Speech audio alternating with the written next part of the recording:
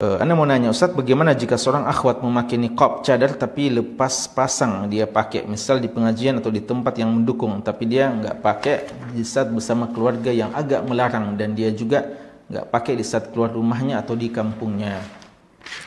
Ini perlu pertama dalam kasus yang seperti ini didudukkan dulu hukum niqab itu, apa yang dia fahami dengan hukum niqab dengan hukum cadar. Dan kita sudah tahu bahwasanya masalah ini adalah masalah yang diikhtilafkan oleh ulama kita. Ya, sebagian ulama mengatakan hukumnya tidak wajib, dia sangat disunnahkan, sunnah muakkadah, ya, kecuali pada saat-saat fitnah pun seharusnya dia tutup. Dan sebagian ulama kita memang mewajibkan secara mutlak hal tersebut.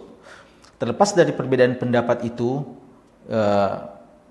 untuk orang yang mewajibkan, ya, untuk orang yang mewajibkan, maka tentu saja dituntut baginya untuk konsisten dan tidak mempermainkan masalah ini. Ya, kalau dia sudah yakin tentang kewajibannya, maka tidak boleh dia mempermainkan hukum ini. Dia harus konsisten, wala yakhafuna laumata laim, ya, tidak pusing, tidak menghiraukan celaan, komentar, ya, nyinyiran dan semacamnya orang-orang yang suka memang kerjanya untuk mencela kita. Ya, kita harus konsisten, istiqamah dan bersabar terhadap sunnah-sunnah dan syariat Islam yang kita laksanakan. Namun jika dia memandang bahwasanya hukumnya tidak sampai wajib, namun sangat-sangat disunnahkan, maka dituntut bagi dia untuk berusaha tetap memakainya, kecuali pada hal-hal yang darurat, ya, atau hal-hal yang mungkin maslahatnya besar untuk dia tanggalkan, ya. Seperti umpamanya dalam kasus ketika orang tua kita belum faham, ya, dan bersikeras untuk kita belum boleh pakai cadar, lalu kita memang melihat bahwasanya hukumnya belum sampai wajib menurut kita, ya, menurut Anda, maka pada saat itu dibolehkan, ya, dibolehkan dia pada saat di depan orang tuanya mungkin dia tidak memakai yang seperti itu, ya.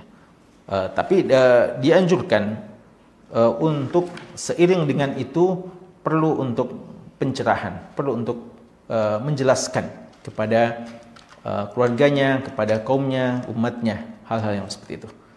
Dan sering kita katakan kepada akhwat-akhwat kita yang seperti ini, dan juga kepada ikhwah-ikhwah dalam masalah-masalah sunnah-sunnah yang mungkin hari ini bagi sebagian masih tabu, bahwa apa yang Anda alami hari ini jauh-jauh lebih ringan daripada apa yang dialami oleh perintis-perintis atau orang-orang yang memulai memperkenalkan sunnah ini.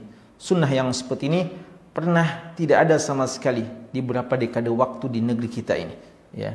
30 tahunan yang lalu masalah-masalah cadar, masalah-masalah yang bukan masalah-masalah yang didiskusikan, memang belum ditahu sama sekali, ya. Entah sejak kapan hilang, ya, di negeri kita atau belum dikenal pada waktu itu. Lalu ada yang memulai, dan akhirnya ada pencerahan, penjelasan, dan akhirnya alhamdulillah saat sekarang di kebanyakan daerah di negeri kita hari ini bukan sesuatu yang tabu lagi, bukan suatu hal yang aneh lagi, ya, kecuali memang mungkin sebagian orang-orang yang sekuler, ya, para musuh-musuh Islam yang tidak rela melihat perkembangan sunnah ini di tengah-tengah umat yang kembali dengan kekuasaan mereka, atau dengan dengan kebencian mereka kepada sunnah ini, berusaha untuk mengirimkan syubhat-syubhat kepada sebagian orang, ya. Namun umumnya alhamdulillah orang sudah bisa memahami bahwa ini adalah bagian dari syariat Islam.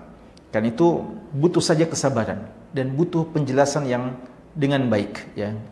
Kalau Anda bisa menjelaskan kepada orang tua Anda dengan cara yang terbaik, dan Anda juga selalu menampilkan akhlak-akhlak yang mulia dan bakti kepada kedua orang tua dengan sebaik-baiknya, maka insya Allah kami yakin bahwa mereka pun tidak akan mempermasalahkan masalah-masalah yang seperti itu. Wallahu ta'ala. Jadi intinya adalah kembali kepada dia dalam memahami hukum cadar tersebut. Wallahu a'lam.